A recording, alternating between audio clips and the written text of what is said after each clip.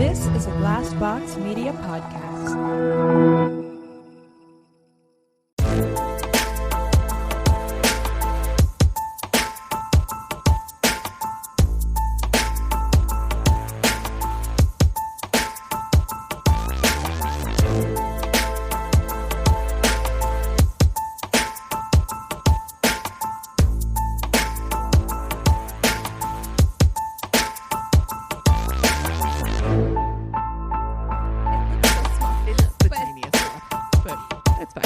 Because I can't get in front of the microphone because I'm like, okay.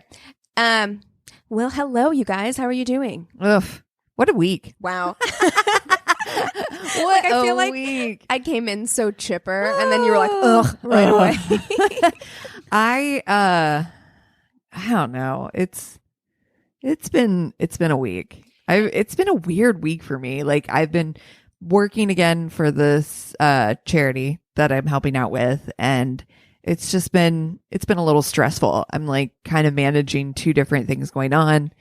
And I mean, it's great to do, but there's also this like weird part of me that's like, I don't know. Like I'm getting that like thing where I'm like, I don't want to do anything. I've been sitting around, so I don't want to do anything at all. So any effort to do anything that's not on my own personal agenda for the day is just like, I don't wanna. I feel you, man. I mean, I think that everyone, especially here in California, I don't know what it's like everywhere, but with things basically having shut back down again and the dawning realization that we're going to be in this for another however many months, I think that's really starting to like settle in with people that like, because I feel like we kind of like, you know, we got it together. We were strong for the first couple months because we were like, let's just do this. And then we'll get it behind us. And then we'll see all of our friends by Halloween. And now we're having this like dawning realization that like that probably won't happen. And everybody is kind of having to like readjust.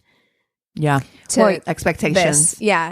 Yeah. You're hoping that people are readjusting, you know, but then drive down like, you know, Santa Monica or Ventura and see all the people without masks. Mm-hmm. Yeah, we did that last night, and it was very strange to see. I feel like I have not seen people outside, like people gathered at a restaurant like that since before the first lockdown in March. I mean, we drove by, and you can bleep this out because I don't want to put them on blast, but we drove by. Oh. And it was insane. They sent me an email about coming to watch the LA Dodgers play. And it was like, come join us for Dodgers, blah, blah, blah. I'm like, wait, what? Why? What? I can't even go to the fucking game, but you want me to come sit in your crowded ass tiny bar? Yeah. And I feel like, I don't know. I understand that these businesses are terrified that they're going to lose their business. And like, that's very scary for them. Yeah. No, 85% of restaurants are projected to not make it through the year countrywide. That's the latest estimate that they're talking about. Do you know how many millions of people that puts out of work? And 85%. There's so no many way. people in the restaurant industry. There's so many people. So from that perspective, I'm like, I understand that. But at the same time, like, you know, I was looking at these people, and yes, their tables were far away, but there were so many. And then nobody's wearing masks because you can't wear masks to eat and drink. You just can't. And so then I'm like, so we've put people in this really terrible position where they need to work to make money because we're not giving them enough assistance. And so we have servers working and being exposed to all of these people who do not have masks on. Yeah. It's just a shit show. It's such a shit show. Sucks. No, this week for me was like, and I'm fairly certain it's like it sneaks up on me every month. I'm like, look back and be like, oh, I was PMSing. So I think that's where I'm at right now, but like literally cried every day about something. The Portland dads bringing leaf blowers made me cry. The Wall of Moms made me cry. AOC's speech.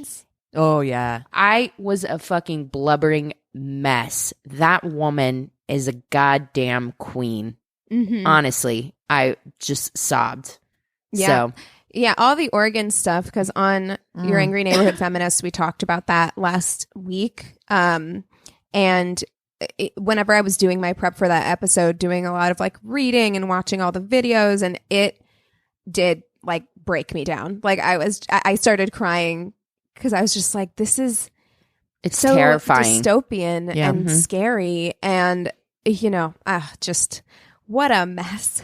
Yeah, really it's scary, a man. messy week. A really good bright spot in my week, though. Nice. So my bright spot was I went over, a friend of ours was having a minor procedure done and needed their kids watch. So I went over and watched our friend Vanessa's two little boys to help out, just to be there and help out, which turned into like just hanging out and having a super fun time, which was really awesome to see them. My God, they're getting so big. And it's so weird too, because, here are these two little babies who I love, who, nobody can really see because, we're all in this same core situation and trying to be good and not go out. And it's just, and they're kids. It's so hard for them to understand. Right. One of them is almost 5. Yeah. Mhm. And to be almost 5 and have spent almost a whole half a year isolated from all of your friends, Mhm. and he's also gone through major changes as well. He's got a new little brother, so he's having to split attention already, and then he doesn't have the distractions he normally would have. It's like, oh, sweet baby. Yeah, we think it's hard on us. At least we have the cognitive understanding of what is actually happening. Right, we to can a talk point. ourselves down Right. off the ledge. Yeah. Yeah, I can't imagine what it would be like to be like, I don't know, like 12. You know what I mean? Ugh. Right oh now, my God. Whoa. Mm-mm. you've No. been off school since March, and it's like you're still a baby, but also like kind of old enough. Like that, I feel like And wanting to would hang be out with the- your friends. the hardest You were age. 12 and an only child. Oh, no. I was actually having a conversation with Anthony the other day that I was like, who like popped into my head that I feel bad for right now is people who were juniors last year. Because people who were juniors last year were the same as me and Anthony getting married at the end of the year. Yeah. I'll explain. So when quarantine started and we were having friends who were getting married in like March, April, having to cancel their weddings, there was a thing of like me and Anthony inside looking out the window with a cup of coffee, just being like, those poor bastards. Thank God our wedding is so far off. Like, Yeah. we'll be fine. You know what I mean? And then it turned out like, oh, nope, it wasn't that far off. And now we have to cancel ours too. I think juniors last year probably felt the same way about seniors. They're like, oh, those poor bastards. Like, look Yeah. at them. Like, their senior year is ruined, but things will be okay when we start school. It's Nope. like, oh, nope. Nope. Sure isn't. Sure is not. Yikes. Yay. Well- This is my worst date. I'm Christina. I'm Keegan. I'm Cassie. And we have a new Patreon supporter. Very exciting. So we would like to give a big welcome to Sandra Goodson. Welcome, welcome. We will be getting your Patreon rewards in the mail soon. We're very excited to have you. If you have FMK suggestions, we would love to hear them. And thank you so much. Yeah. I want to talk about our Facebook page, which is one of the other bright spots in my life, which is bringing me life. Good friend of the podcast, Kelly from Boobies and Newbies, posted a thing in there recently about someone she knows that's doing sketching yes. portraits of your future. Oh, it is like sketches of your portraits of your future husband. Yes. I love that. That sounds like, whenever you're a kid and you're playing MASH or whatever, or Yeah. you're doing those dumb things. Did you guys have the things like I had an apple? Like they had the thing with the apple where you would twist the stem Yes. off of the apple. How many kids you'd have? We did Oh. ABC, like did the ABCs until it broke off, and then that was supposed to be the first letter of your future husband's name. Oh, This shit. feels Poor Anthony. I know, like anyone with an A name, it's like, oh, that sucks. You went in real hard. You're like, Just rip it right off. But that's what that feels like to me. Like 10-year-old me would be like, please sketch my future husband. Let's do this. Yeah. And I would have taken that shit as gospel. I'd fold it up, put it in my wallet, carry it with me everywhere. Forever. Pull it out on every first date. I just love the entrepreneurship.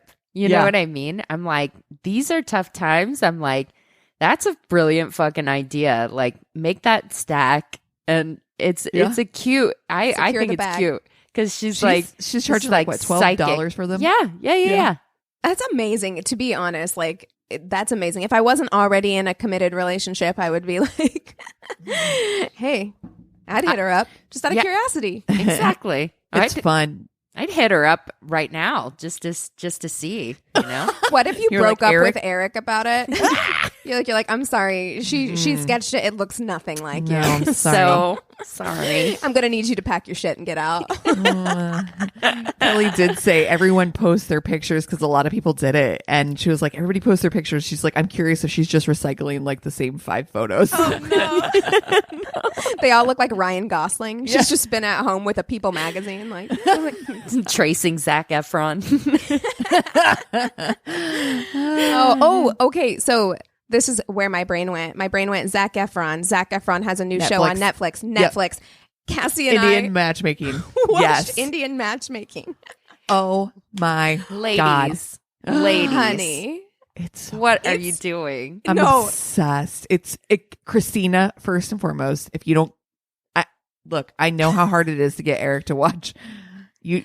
But I you will tell have you, to. Anthony watched like 2 episodes with me and he fought it. But at the end of the day, I was like, did you or did you not enjoy yourself? And he was like, no, I did. So, okay. and let me tell you, I do want to address, because there's a lot of criticism around the show, because it does, a lot of Indian people don't like the way that it depicts Indian culture, because there's a ton of colorism. Especially I saw a lot of that where they're like, I don't want somebody who's too dark skinned, they have to be fair skinned. Sizism too, A like as lot far as of height. I did not know that there either. was so much stuff around height for women. Like a lot of these families, like the mothers of the like boys that they're trying Can't to be match, under 5'5". Yeah, they're like have to be over 5'3" for women, and like the taller the better. They're like, apparently that's a status thing that I had no knowledge of. Wow. I mean, it was just really fascinating. I don't know. I really enjoyed it. I understand all of the criticisms, and of course, I'm not part of that culture, so those criticisms are valid completely. Yeah. But did I watch the entire thing Oh my God. in less than a week? Yes, I did. Oh well, my God. I mean, Between texting you and one of our listeners, Meg, she and I have been just texting back and forth like, oh my God, what about this person? I have a million things to talk about. I honestly think it should be a Patreon. Truly wild. Oh, it's so good.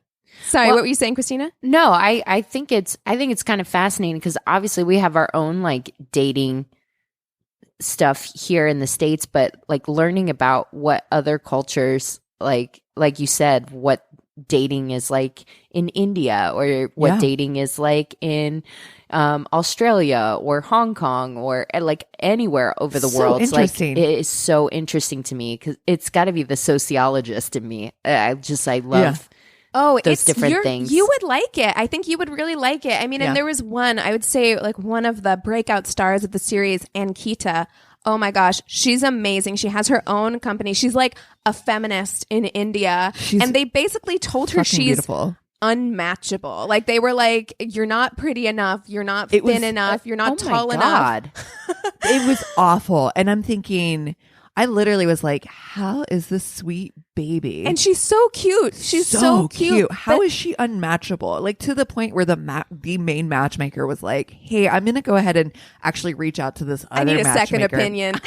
Because it was pretty Wow. awful. Like honestly, through the whole thing, Christina, like you, that sociology part of my brain was like fed intensely because I was like, different cultures, learning how like other, it was just really cool. And I went into it with such an open mind where I'm just like, I'm here to learn. I want to see everything you can show me. And it was very interesting. I do want to make the point that I do understand that there's a lot of people who are like, this does not speak for all Indian people. And I'm like, yeah, we get that. The same way that the Kardashians don't speak for Right. all Americans. Like I completely understand that. But I thought there were a lot of positive things too, because we have a very narrow idea of what arranged marriages are like. It didn't look like that to me. And it didn't, not for the most part. Like there were a couple that I was like, well, but for the most part, like everybody went in knowing what it was. This is what they wanted to do, have an arranged marriage. And at the beginning of every episode,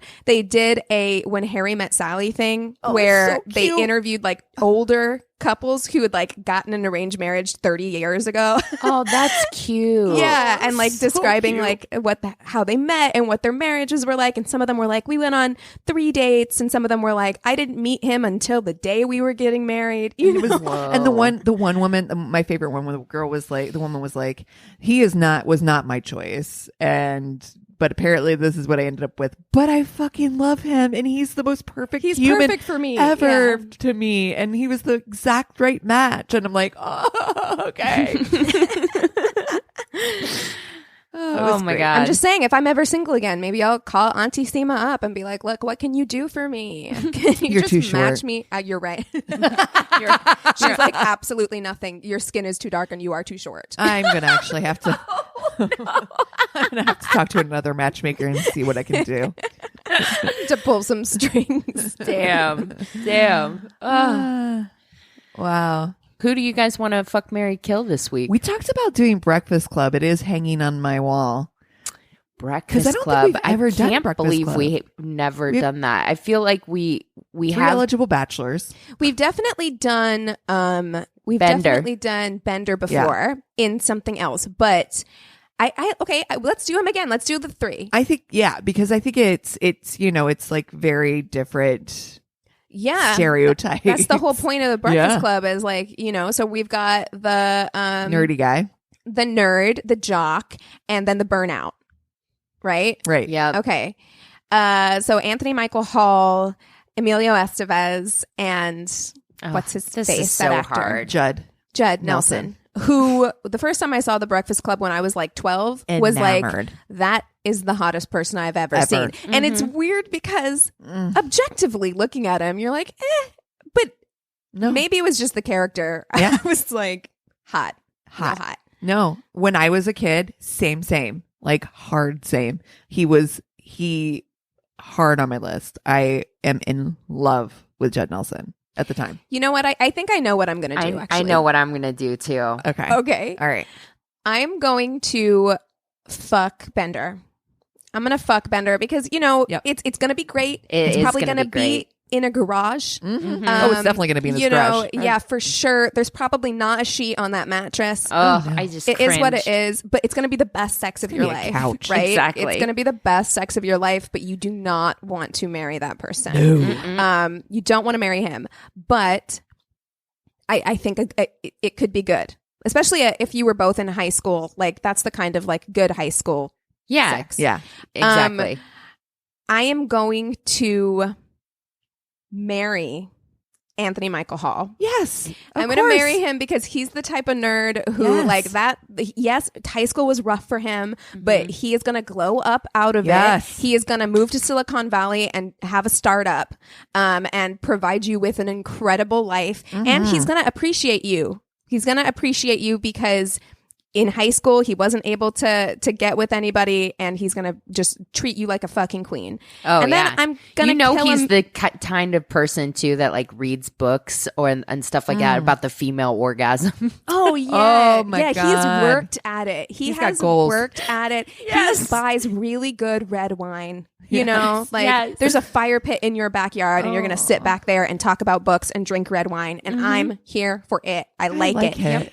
And I'm going to kill Emilio Estevez because while I think that Emilio Estevez is so fucking hot. cute, He's really cute. so cute, but that character had some daddy issues that I don't want to associate I'm with. not touching that with a 10-foot pole. Yeah, I'm like, No. that is the type of man who's about to use you as a therapist. Oh, yep. And I'm not trying to do that. He's peaked in high school and is going to be trying to fucking sleep his way through every girl in the neighborhood just to prove that he's still worth something. Yeah, he's trying to prove to his daddy that he's a man, and he's going to continue to do that until he's 35. I've and watched I so don't want many 2020 episodes about that guy. Do you know what I mean? You have. It's so true. that. Yeah, it's so it's true. And also, do you want that for a father-in-law? Jesus. No. Like, God. So I'm like, there's some toxic masculinity happening in that corner that I don't want to involve myself with.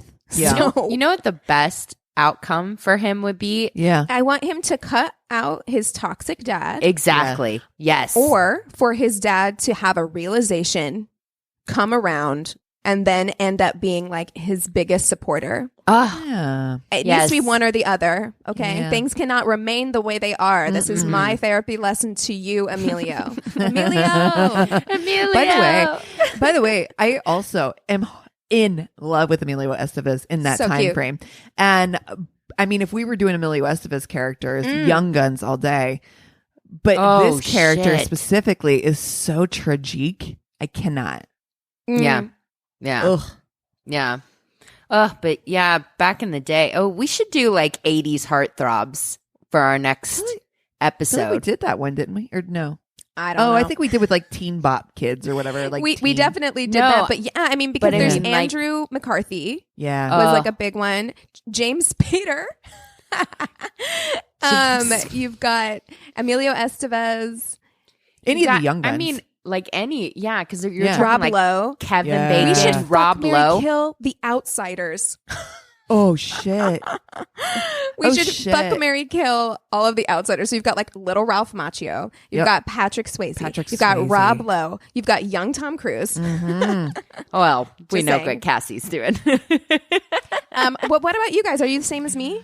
I am. Yo, 100%. 100%. You laid it out Nailed it. exactly correctly. And I think that is the only correct answer.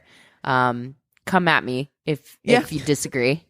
Yeah, I would be really We know curious. they will, don't we? Yeah, I would be curious. Like, if you want to marry Bender, I would really love to hear what your Where you're at reasoning now. is for that. Yeah.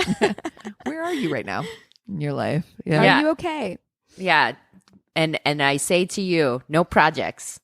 Mm-mm. Yeah, No Bender projects. is a If project. we've learned anything on this podcast, it is no projects. You know what? Thank you. Bender and Emilio are both projects. Yep. Mhm. Yeah. Mm-hmm.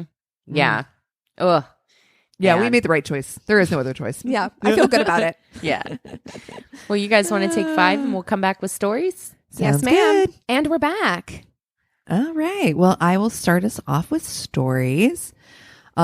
This one is from our good friend that we follow their podcast, or we follow her site, Single Society. Oh, yeah. We've Yeah. had stuff from her before, right? Yeah. I actually, her site is so, I'm saying her, I actually don't know if it's a female that's running the site or their pronouns, but, that site is put together. My brother-in-law died suddenly, and now my sister and her kids have to sell their home. That's why I told my husband we could not put off getting life insurance any longer. An agent offered us a 10-year, $500,000 policy for nearly $50 a month. Then we called SelectQuote. SelectQuote found us identical coverage for only $19 a month, a savings of $369 a year. Whether you need a $500,000 policy or a $5 million policy, SelectQuote could save you more than 50% on term life insurance. For your free quote, go to SelectQuote.com. SelectQuote.com. That's SelectQuote.com. SelectQuote. We shop. You save. Full details on example policies at SelectQuote.com/commercials.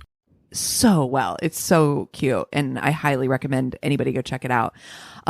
So I'm not going to read the headline because it Gives only it give away. All right. Whilst rummaging through my Tinder messages one dreary afternoon, I decided it was about time I put some effort into my horrendously underwhelming love life, or lack thereof. I came across Tom, a slender, freckle-faced pharmaceutical salesman who may or may not have been nearly as attractive once he removed his ball cap. I decided to roll the dice. Oh, no. Oh, I see. Okay, so he had a ball cap in his profile picture, and I'm she's like, assuming- "Who knows what's going on under there?" Yeah, We'll you're going to see. get hat-fished. Catfish. Oh my god, this is like oh god, Opie. What's the guy's name that played Opie?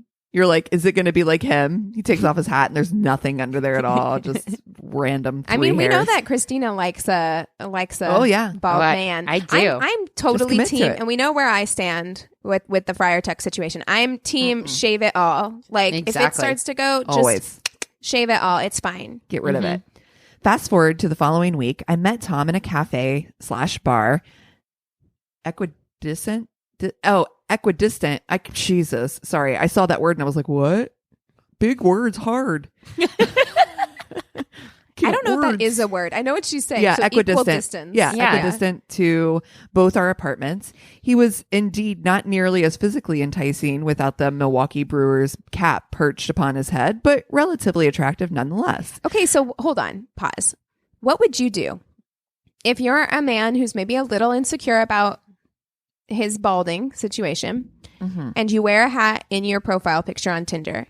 Do you wear a hat on your date? Because then you're basically admitting that you are covering something up. If you're wearing a hat in your Tinder profile in every picture and then you come to meet me and you're also wearing a hat, I'm like, either you have an extensive hat collection that you're very proud of Yeah. or you're hiding something under there. Or do you just come out no hat, like, this is me? Yeah, I don't know. I mean, she didn't say that he didn't have hair, and I guess it depends on the date, right? If you're going out to a bar restaurant, I think going no hat is more respectful. But yeah, True. also like a hat is like a look. You know what I mean? Yeah. So Yeah. like hat guys, that's a look. I like hats on men. I think that I do I too. really like the way that they look on men. So I wouldn't be opposed to it at all. It's just one of those things that I would think about where it's like, if I've only ever seen you in a hat, it's like that guy on Queer Eye who kept his do-rag all the time, even when he was sleeping. Oh, poor baby. yes. Bless his heart. Sweet angel. Yeah, no, Yeah. sweet angel baby. But it is one of those things where it's like, are you going to keep your, what if he kept his hat on to fuck, you know? Oh. And you're like, Are you going to wear a hat at our wedding? He's That's my completely question. naked, but just a ball cap. And also, we're talking hats, and I think all of us are thinking baseball. Like, what about Yeah. the fedora situation? No. What if he's Okay, in a that's a no. wide brim straw hat? And you're like, you look like Anne of Green Gables. A fedora is no. Yeah. After engaging in light repartee over some cocktails, Tom unfortunately decided to shift our delightful, pleasant conversation about the Game of Thrones finale, which was fucking terrible. It was. To speak about Awful. his ex-girlfriend. Splendid. No, not on a first date. You save that shit. You push it deep down and you Bury bring it it. up on the fifth date. Bury it deep down inside. Never bring it up again.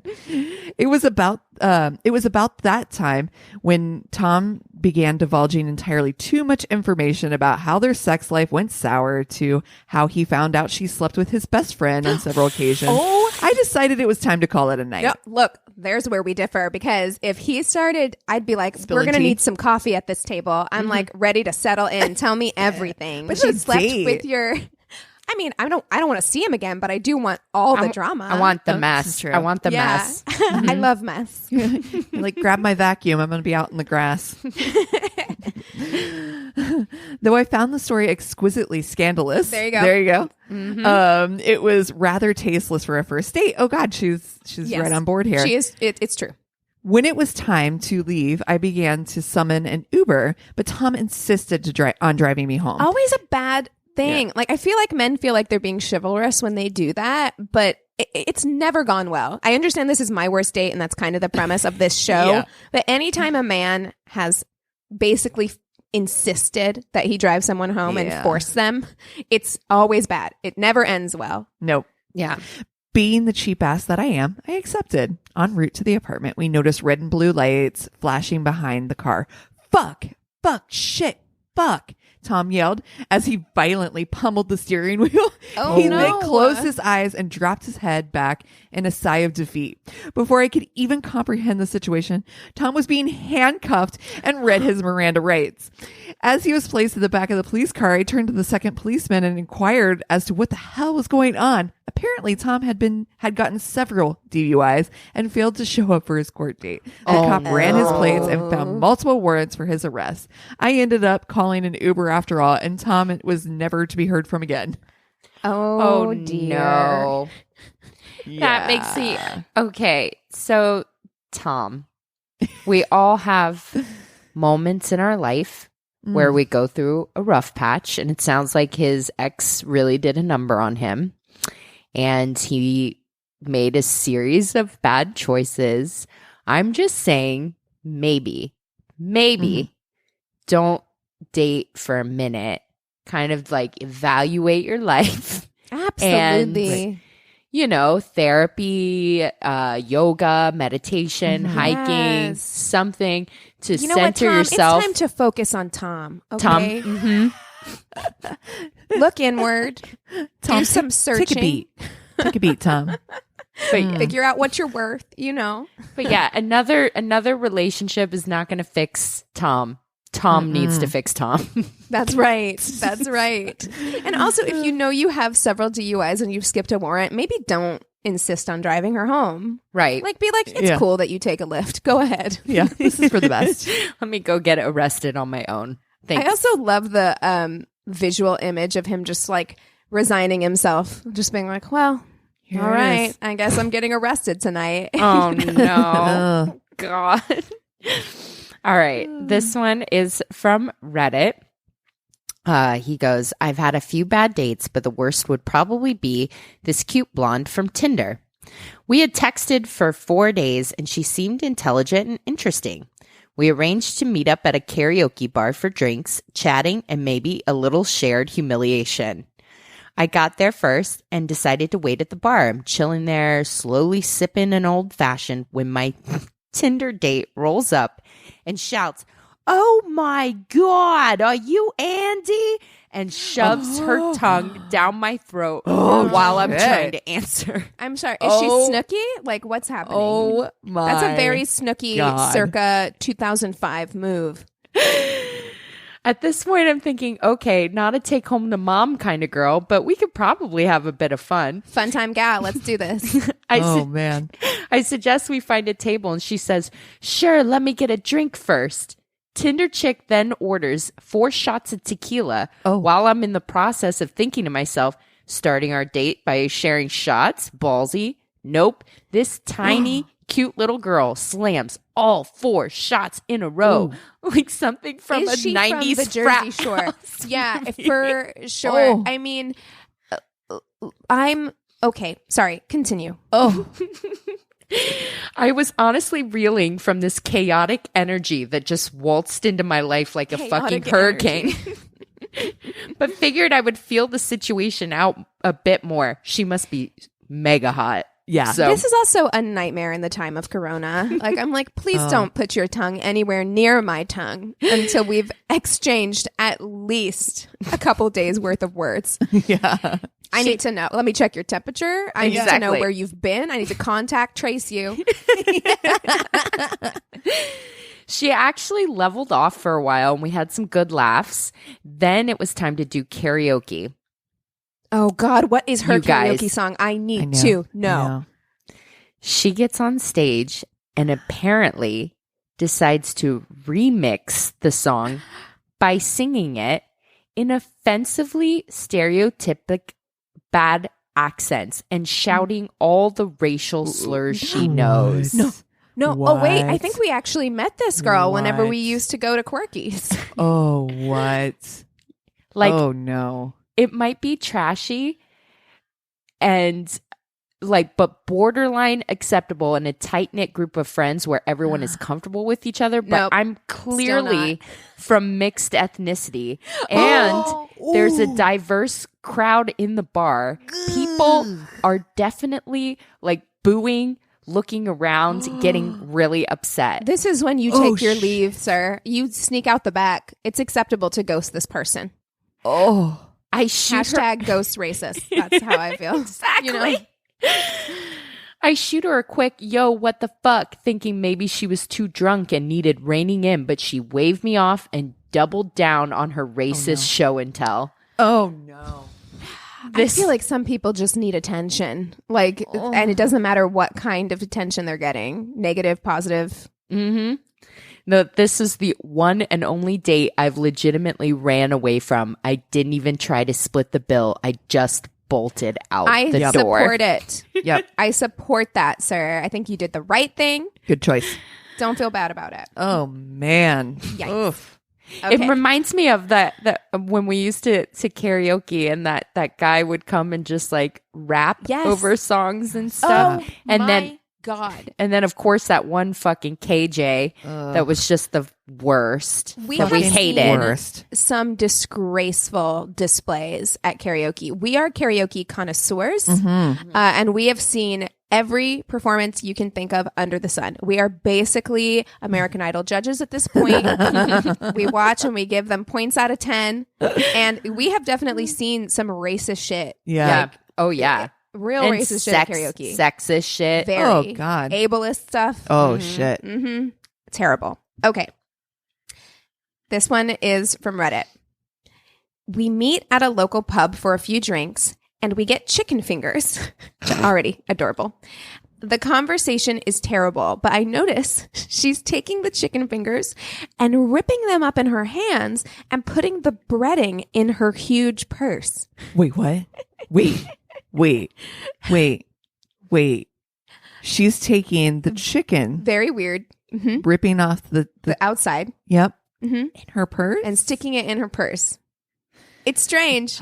It's very, and also very weird to do it nonchalantly and casually, like in a conversation. Well, yeah, that's okay. All right. Where's this going? So naturally, I call her out on it. She smiled and said, "Oh, I'm just feeding Sammy," and pulled out a fat chinchilla from her purse. What? I'm actually delighted now on a bad date.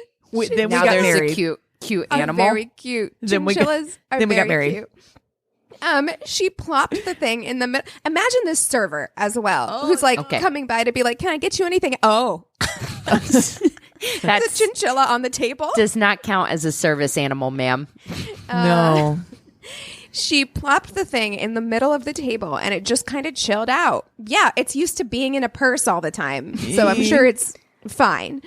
I want a purse chinchilla. I mean, Kinda. it's cute. Yeah. I played with the chinchilla a bit and she kind of got mad at me for playing with it and back in the purse it went. Okay. It's my toy. You don't touch it. No. I was ready to call it and leave, but she mentioned she could go for some ice cream and I was cool with it. So we go to Ben & Jerry's, we get to talking about tattoos and piercings, and she tells me she has nipple piercings. And I'm like, oh.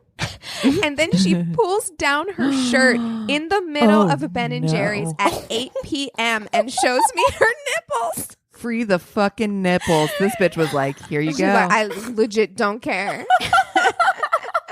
Oh my God. Oh man. I just kind of poker faced. So then I decide to walk her to her car. She kiss attacks me and well, she was kind of cute. So I made out with her, sort of. Her lips were tense the whole time and she licked my teeth.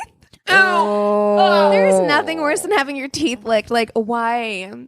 For either party, that feels very uncomfortable to me. I don't like that. I don't want to feel what other people's teeth feel like with Nope. my tongue. No. I really don't. I don't even barely want to feel what my teeth feel like with my tongue. Ugh. I friended her on Facebook for some reason after that. She had a Facebook page for her chinchilla that had more Facebook friends than I did. This tracks. A few months later, the chinchilla died and its Facebook was a memorial page where a bunch of people commented how much they missed it. I, quote, liked one of the statuses and she called me crying. I unfriended her, but not the chinchilla. R.I.P. Sammy. I don't know why that made me think of Lil Sebastian. Bye, bye, little Sebastian. I love it. Oh my gosh. Oh my God. Wow. Well, are you guys ready for my crazy in love? Super ready. Okay. Lay it I'm on me. actually super excited. This story, Well, you said it was a jazz age dandy, and I'm Ooh, you know I excited. love that. I Yeah. love a Gatsby style. It is very Gatsby Ooh. style. Yes, and how. So let me tell you guys a little bit about the King of Bootleggers. This is about George Remus. I got a lot of information from Wikipedia.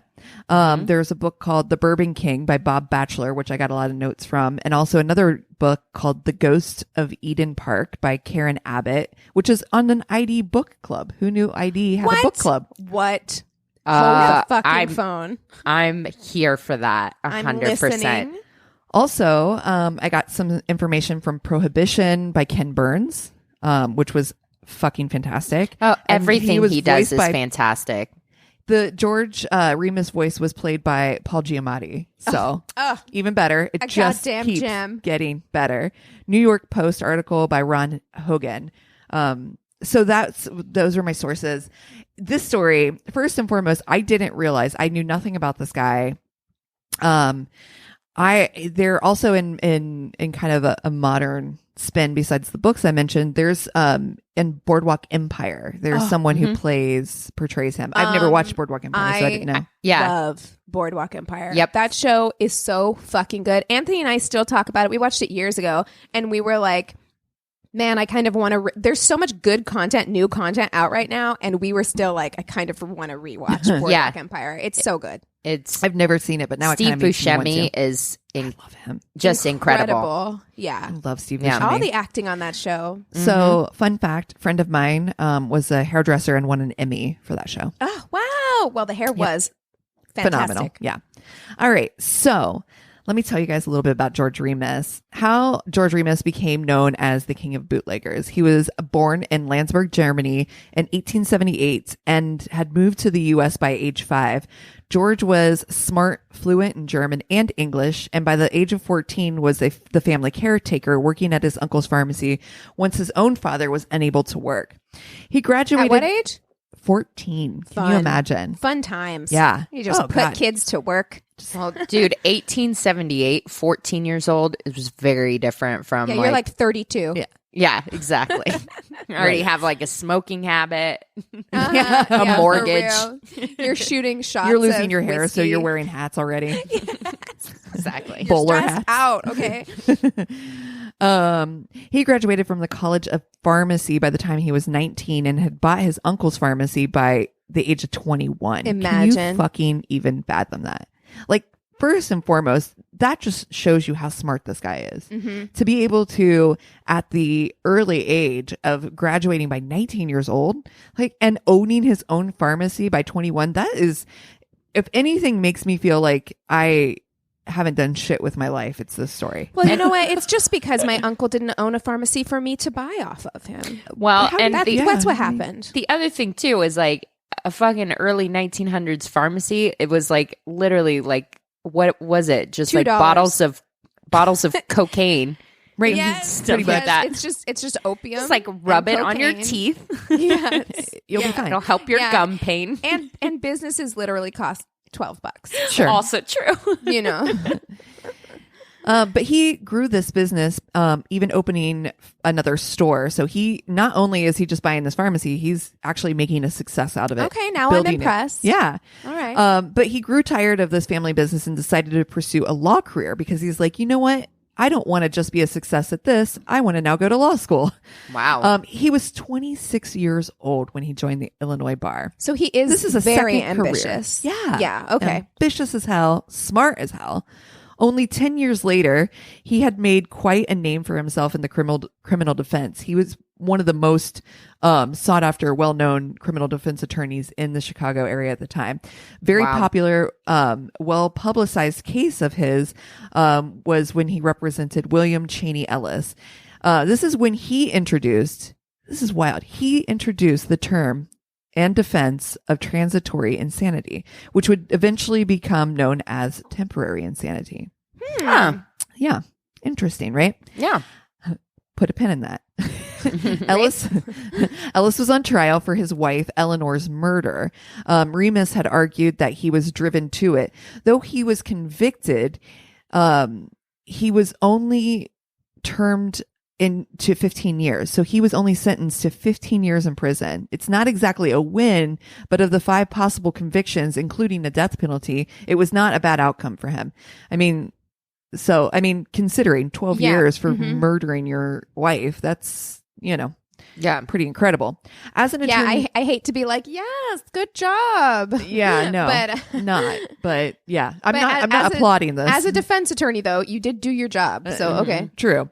And coming up with basically this temporary insanity plea as an option. I mean, like, this is his doing. I mean, this is where this comes from. Not saying it's a good thing. I'm just saying that this is where it comes from. As an attorney, he was doing very well. He was super successful. By 1920, think about this. He was earning $500,000 a year. Wow. That's damn. $6.4 million in today's money. Yeah, because that. Thank you, Wikipedia. Wow. He'd already did the math for me. I was like, thank you. I appreciate that. So imagine $6.4 million a year. You're a good fucking attorney. That's really good. Early 1920, the Volstead Act passed, beginning the U.S. prohibition. Remus became well-versed and studied it in this law and began to represent many new prohibition cases. He's starting to notice, too, that his clients were paying cash, and seemed to be really profiting off of this. Where's all this cash coming from? Yeah. Can I get a piece of this? Can we just pause for a second and talk about how fucking wild it is that in this country we were like, no more alcohol, right? My so God. Stupid. It's wild to think too that, like, I was telling Chris the story earlier and telling him about it. I'm like, prohibition was such a weird era where you're like, you put people in prison because they were selling alcohol. It's a very weird idea. Yeah. It's like, but now it's like pot. Exactly where I was going, which is like, now today you look at all the people who are in prison because of marijuana, yet so many places it's legal. And here we are. My point being, though, that we will look back, I think, at this time like we are looking back at prohibition. Yeah, but pot is a little different to me just because pot was basically like always kind of a problem. I mean, like they ramped up like the reefer madness and all that stuff in the 30s, but like it was always kind of like a thing. Whereas like alcohol is a thing that everybody has been consuming forever. And then for like Since 3 years, we were just like, no. Yeah. Like what a weird thing to happen. So weird. Like you can't let a bunch of people have booze forever and then just be like, never mind. This is fine. Like, he noticed again, like I said, the profit, and he memorized the Volstead Act. He found a loophole that would allow him to buy and sell bonded liquor for medicinal purposes. While his career was flourishing, however, his marriage to his first wife, Lillian Clough, was dissolving. Fun fact, his daughter, Romola was chosen by L. Frank Baum to be the first actress to portray Dorothy Gale. Wow. Isn't that wild? That is wild. And yeah, no, I feel for his wife, Lillian. Is that her name? Yes. I feel for her because imagine being married to this man. Anytime you're married to somebody who's like super ambitious and they're just like always moving on to the next thing and devoted completely to their job, it's like, cool, they can provide you with a $6.5 million a year life, but you're never going to see him. Mm-hmm. Right. Which, might be fine. Might work for some people. Might be fine. But according to author Karen Abbott's books findings, Remus, who also, another fun fact, often spoke in third person. Who? Wait. Oh, no. Remus out. No. Oh, no. Yes. Honey. I almost wrote pause for last because I knew we would go on about this. Like, can you imagine? Didn't Christina, did you tell a story or did you go on a date with somebody who spoke in third person? I told the story. I did not. That is bananas to me. I can't imagine.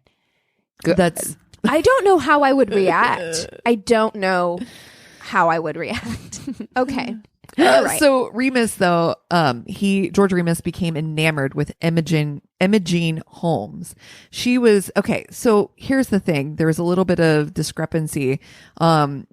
Some people called her a dust girl, who would be somebody who had cleaned her offices. And on Wikipedia, they called her a legal secretary. I'm not sure exactly what her role was, but they did meet through the workplace. So I when like he the met name Imogen. Imogene, yeah, it's Imogene. Interesting. Yeah. Which is funny because that is, I have family, Southern Ohio, and an Imogene in my family. So Interesting. I'm like, yeah. Boop, boop, boop. He offered his services for her divorce. She was going through having a really tough time in her marriage. And so I bet he did. He was like, you know what, honey? I got you, fam. I'm going to go ahead and help you out with this divorce. I'm going to help you out with this dick. Yeah, he did. George is going to help you with this divorce. Not only did he help you out with this quote unquote divorce, he put her and her daughter up in an apartment just outside the city. Mm-hmm. When the affair became public, though, George and Lillian began their own divorce proceedings, and their divorce was finalized in 1920. Very quickly, George and Imogene absconded to Kentucky, where they eloped in June of that same year. So they were like, nah, let's not do past go. Dilly-dally around. Let's just go for it. They settled in Cincinnati.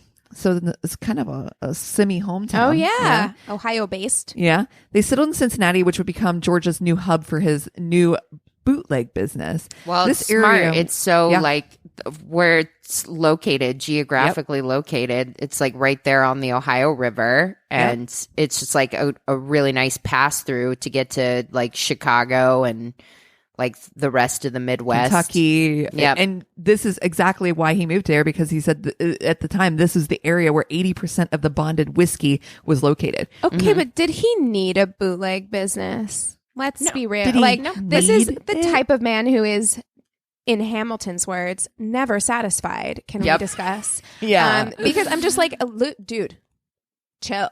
Like, No, you're making yeah. $6 million. Do you know, if I made even like a fraction of that per year, I'd be like, I'm good. Just wait. I'd be fine with his depression era, like 500,000 a year. I'm like, sure, exactly. I would That be was like, today's we're money. good. I'm like, in I'm today's fine. money. That's what I'm saying. It's six. That was the one that was in today's money. 2 million. I know. No, but I'm I'm saying saying in I'm today's fine. money, if I made 500,000 a year, I'd be like, cool. We're good. I got a house with a pool. My friends are kicking it over here. Life is good. Yeah. Clearly, I'm not as ambitious as George. No, George is so ambitious that within 3 years he was making $40 million. in today. Wait, I'm sorry. Tax free. I'm sorry. $608.2 million. So you're saying 40 million in old timey depression money? Yep. Jesus. Oh, oh my God. People said that he was to bootlegging what Rockefeller was to oil. How much is that in today's money? 600? $608 million. God, Yeah. I just had a heart palpitation. Tax free. About to have a heart attack. Dude, that's fuck you money. Really, really. Also, at the same time, employing some 3,000 employees. Oh, so yeah, he's a. I mean, they would have loved him. Yeah, exactly. I'll tell you what. If you want to know, I'm like, because this is not about his business, but if you're interested in learning more about it, that Prohibition, Ken Burns documentary. Is that on Netflix? BBS. BBS. Okay. Yeah. So, it's very interesting. There's so much about like how his business was run, some of the things that they did. They would sell the alcohol medicinally and then hijack their own trucks to put it back into the marketplace. Well, it was just a wild and business. that's how the Kennedys got their money. They were bootlegging. Yeah. Yeah. So besides his fuck you money, he was also known to be quite a generous host. When they moved to Cincinnati, they bought a mansion and renovated it. There's a story that upon completion, a party was thrown in which the guests were said to have found $1,000 bills under their plates. Oh, I want to be his friend. Okay. Hi, George. Are you looking for new friends? Are you taking applications? What's wait. up? Just wait.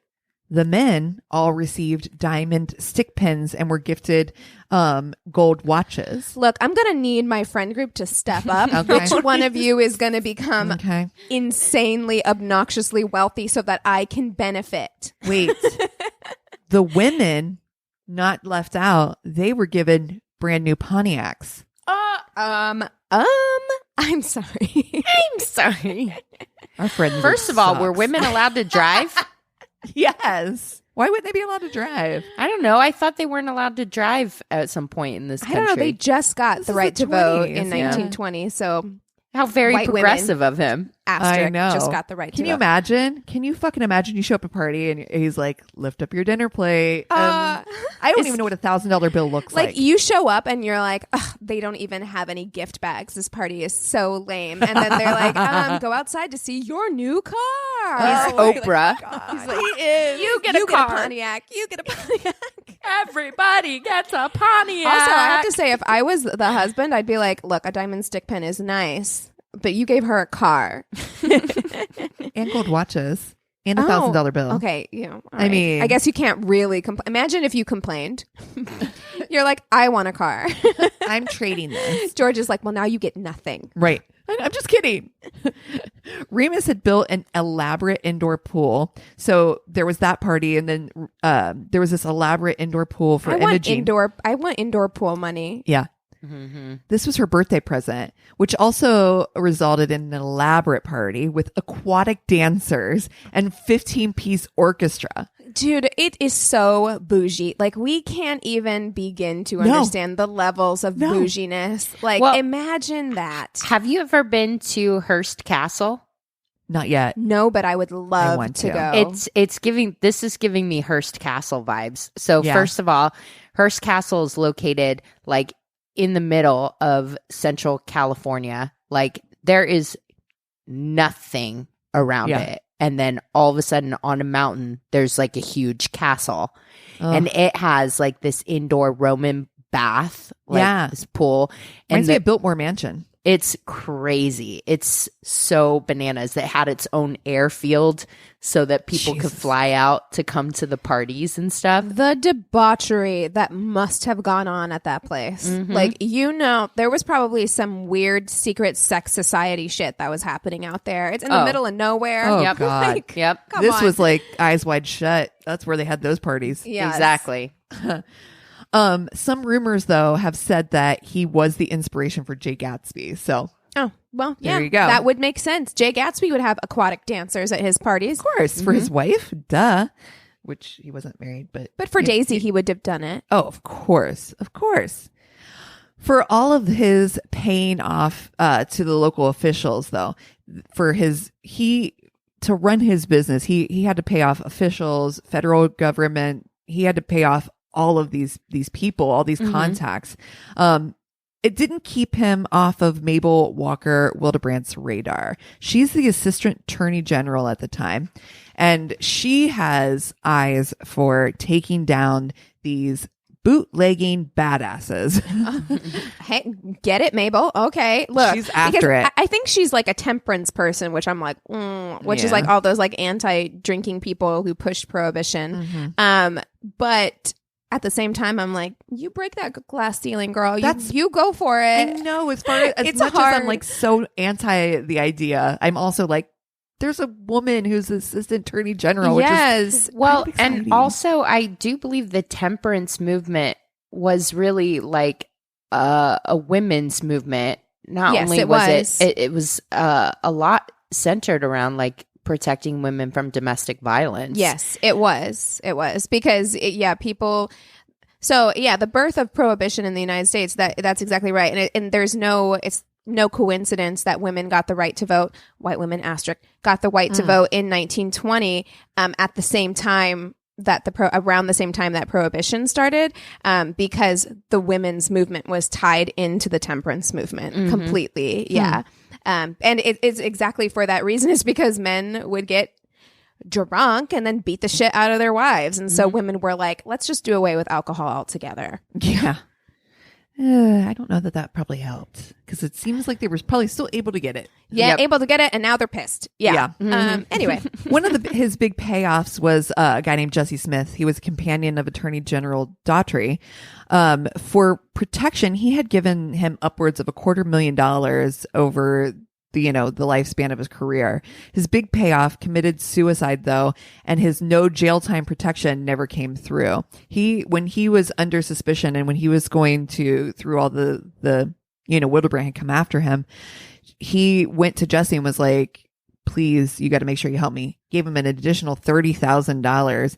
And Jesse was like, you won't see any jail time. You're going to be fine. This is no big deal. Just kidding. I'm going to kill myself. Ooh. Question mark? Maybe give George a heads up. Yeah. Question BT mark. dubs. Wildebrandt, though, was a dog with a bone, and eventually Remus was indicted with of thousands of Volstead Act violations. He was given a 2-year sentence. 2 years? Mhm. Homie is making $600 million. Tax-free. Tax-free. He One, gets 2 over years? 1,000 Volstead Act violations. I am 2 years. furious. He'd be like, with that kind of money, you could like buy the jail, turn Right. it into Hearst Castle, just be like, Right. cool, Deuce, I'll see you. See you in jail. I don't I'm know. just chilling. It's so reflective of our justice system now, where it's just like, if you have enough money, you can just like buy yourself out of consequences. Because I'm like, in this time, there were men dying on chain gangs for like stealing a loaf of bread. Okay. And meanwhile, you have like this motherfucker making $600 million a year who gets 2 years of jail time. Fuck off. Right. He served a sentence at the Atlanta Federal Pen. Mabel Walker Wildebrandt, I want to say her whole name, had heard that George was using his wealth as to cushion his stay by bribing the officers and Of the course. warden to receive preferential treatment. While in prison, Remus also friended a fellow inmate and confided that he had given over all his financial control to his wife, Imogene. Well, loose lips sink ships, and this inmate was an undercover agent, Franklin Stop. Dodge. When will people stop talking to other people in jail? You can't trust anybody. Keep Trust your mouth shut. No one. bitch. Trust no bitch. Franklin Dodge was sent by Mabel to this prison to get information about bribes and the warden and some of the officers. And those people, he did give that information back, and those people were fired. But he did withhold the information on Imogene. In fact, he withheld that information, kept that all to himself, and soon after, Dodge resigned and started an affair with Imogene. Genius. He played that long game. He was like, I'm going to get me a bite of that $600 million a year. While Remus sat in jail, Dodge and Imogene liquidated all of his assets, even sold off his Fleischmann distillery, which bitch. apparently, according to the William Cook biography, Remus received $100 from Imogene of his multi-million-dollar empire. Oh my Here you go. God. Yes.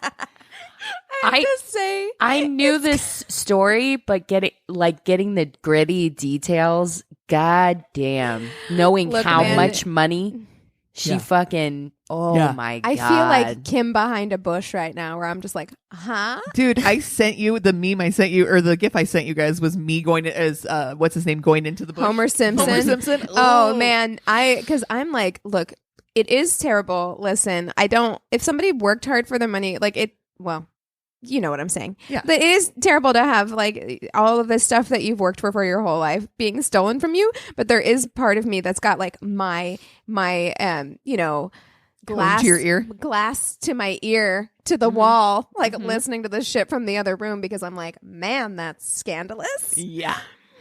And the big balls on Imogene that she's just like, here you go. Here's $100. Here's 100 bones. yeah. Yeah. He's giving Pontiacs at parties, and she's like, here's $100. Oh no.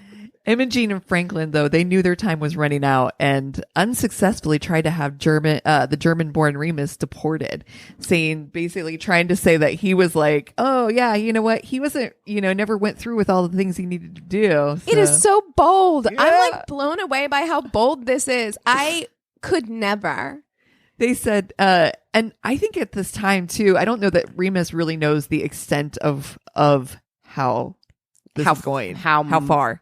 They also had tried and failed to do a hitman attempt. They had hired a hitman, and the hitman was like, yeah, this is George Remus. I don't know about that. So he told George, he was like, nah, hey, guess what, George? They're trying to kill you. I ain't doing it. Bye. Dude, also, Imogene, Ungrateful. Okay. Ungrateful. Apparently, on the Ken Burns documentary, they said when he got to his house, he realized not only had she, sold off their assets, they sold like every stick of furniture that was inside that fucking house. Oh. They got rid of everything. I am Scandalized. yeah. I could okay. Anyway, I don't have words. Go ahead. Right? Yeah. So he was, George was not happy, and he was out of jail, out of prison by the time in 1927. Wait, sorry. Pause. So it's been 2 years. what? Yeah, it's not a long time at all. This a lot happened. Mhm. So Imogene also, I guess during this time, was also like, you know what? I'm going to go ahead and liquidate all this money. And I'm going to go ahead and get a divorce. I'm going to hang with this Franklin Dodge bro. So How hot was Franklin? Like, not hot enough. no. Not hot enough. Not hot enough that she could have just done this shit herself and then moved to fucking bought an island and was Right. like, boom, I'm out. Yeah. Yeah. So in 1927, while he was on his way to divorce court proceedings, he sees Imogene and Ruth in a taxi and has his driver drive them off the road. They end up in Eden Park area of Cincinnati. When the car stopped, Imogene jumped out of the car to flee, but George caught up to her at the gazebo there, and he shot her in the abdomen. Well, I mean, look, you don't fuck with gangsters. Okay? Like, you don't fuck with criminals. Like, this is what did he you really think that someone like this, who is as ambitious as he is going to tolerate having his money fucked with? Mm-hmm. Yeah, dude, your actions have consequences. And I'm like, not just the whole money situation, but like he obviously loved her. He did love her. And in fact, in the Ken Burns documentary, he even made quotes in Paul Giamatti's voice about like how much he respected her and how thankful he was to have her on the outside. And even though he couldn't trust anybody, he knew he could trust his wife. Ooh, See, that violating kind of, someone's trust. Yeah. Yeah. Yeah. So George directly goes and turns himself in and confessed that he had shot his wife in the madness. The trial. Oh, Temporary insanity. Yeah. Call I back. told you put a pin in it. The trial was a national headline. I mean, this was just like huge news. Remus would be using his transitory insanity plea. Regardless of professional testimony to the contrary, they had three psychiatrists who were like, yeah, no, he's fine. Contrary to they that, kept getting another one. Like the first one was like, he's fine. And they're like, we're going to get a second opinion. They're like, he's fine. They're like, we're going to get a third opinion. he's fine. But contrary to that, the defense witnesses claimed that that sane otherwise in all senses of his life, he was a completely sane man. When it came to Imogene and Dodge, he was crazy as a bedbug. Quote. Are bed bugs crazy? I don't know, but I right. don't want to find out. Yeah, they are hateful. They It's are like that freaking meme or whatever. It's like mosquitoes really do wake up every day and choose violence. They do. Oh my God. It's true though. Oh God. Remus was a co-counsel in his own case. He was vacillating between strong defense cross-examination and uncontrollable weeping. Can you imagine this guy who's like, I have a strong Well, yeah, poor guy. He needs a therapist. Mm-hmm. He killed somebody who he loved, who was double timing him and ruining his life. That's a lot to process. Well, after a shocking 19 minutes of deliberation. Wow. 19 minutes. The jury came back and was like, you know what? Not guilty by reason of insanity. Okay. You know what? They also, again, like Christina said, he was employing people. He was spreading that wealth around. I True. bet you people locally really liked him as well. Well, one of the jurors reportedly said that because he had had such a rotten Christmas the prior year, What? they had decided to make him happy this year. No, Yep. that's not how this works. That is not how the justice system works. It You can't does just when be you're like, rich. It does You know what? when You you're had rich. a real rotten Christmas last year. You know what? I think he's I not mean, guilty. How sweet. Well, little postscript on this.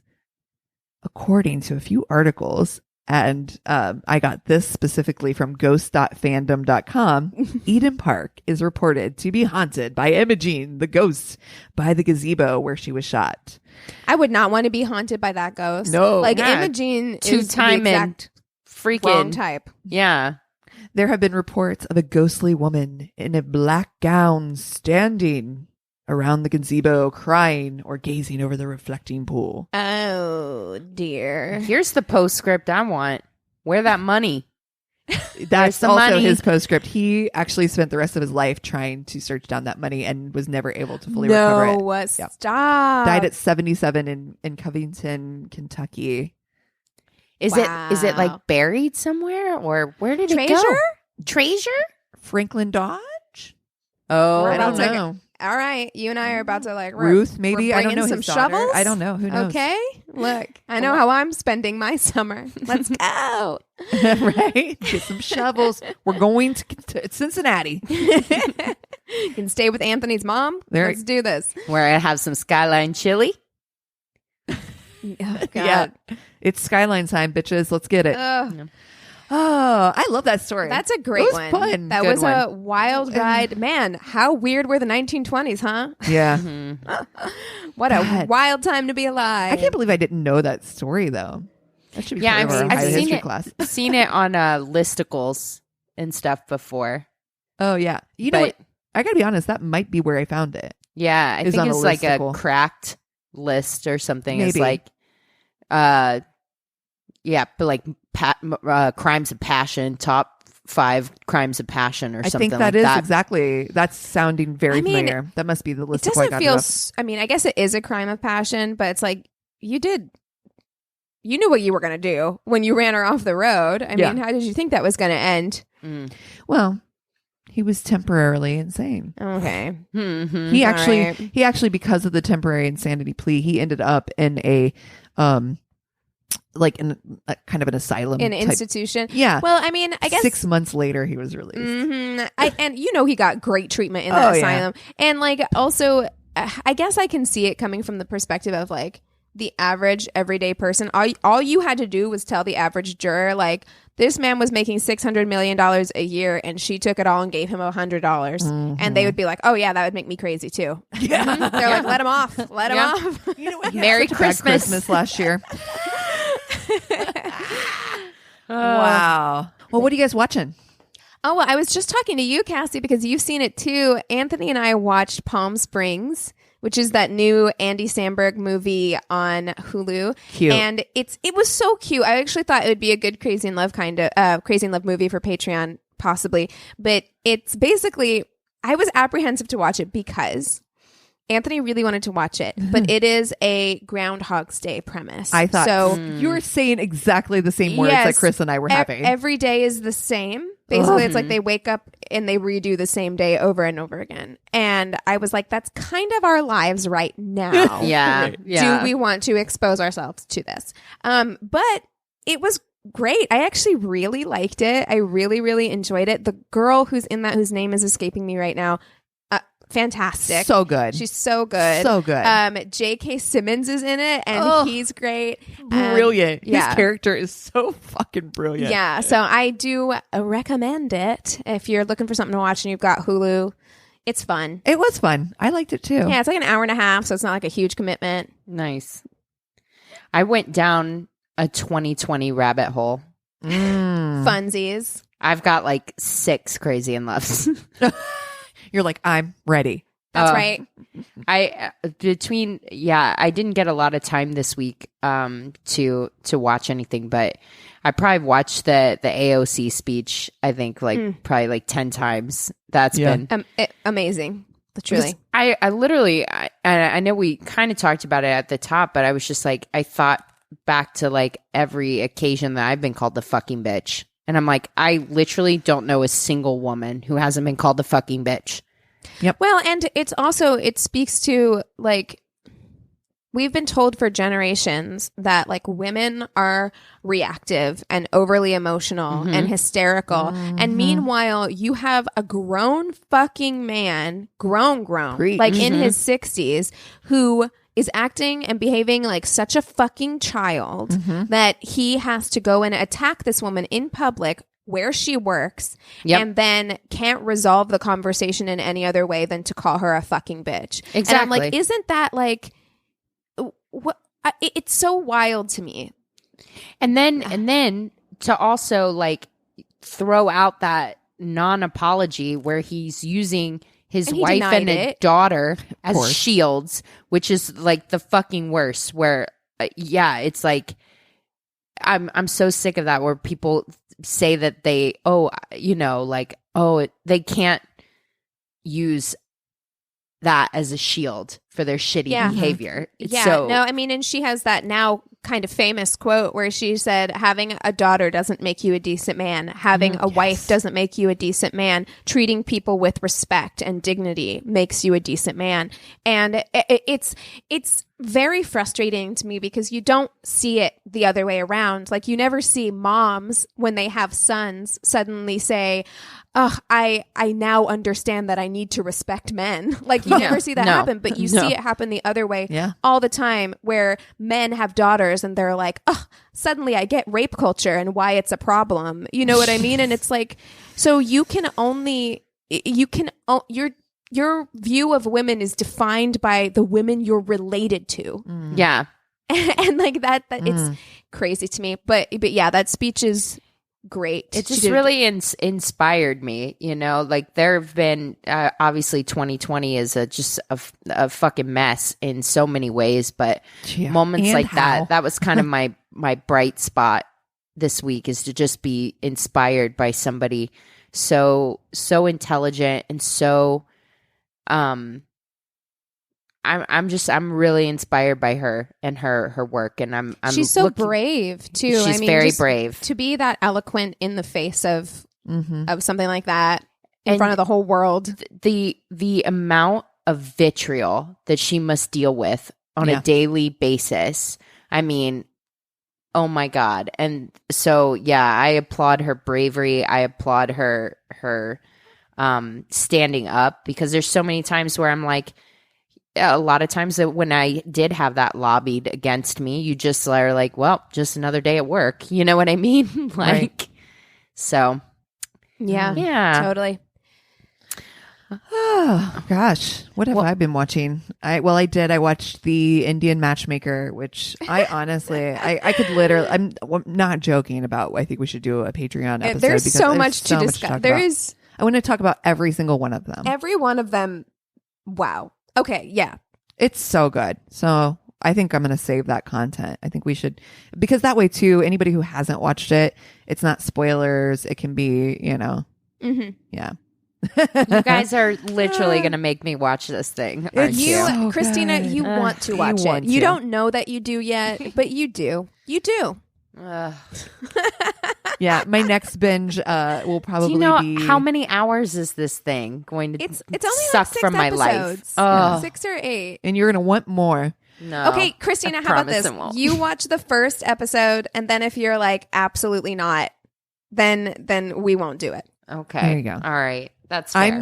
I think I'm probably going to watch Love on the Spectrum at some point. I started it. Did you? Yes. Good. Okay, we'll discuss later. All right. Well, if you guys have shows that we should watch, do you have stories?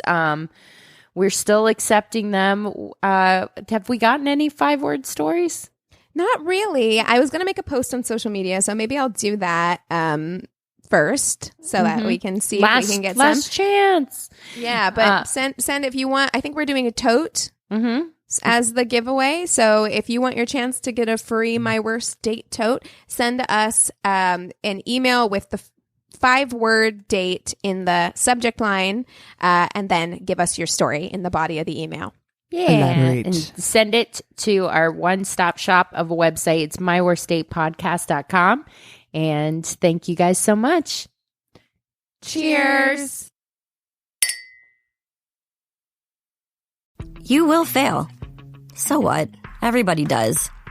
But your gym, your watch, your yoga pants, they pretend you won't. So when you miss a day, eat the pancakes. Give up on a workout? You failed? Seriously, what the hell? We're Body. We've been a part of that too, but not anymore. At Body, we're rejecting perfection and embracing reality.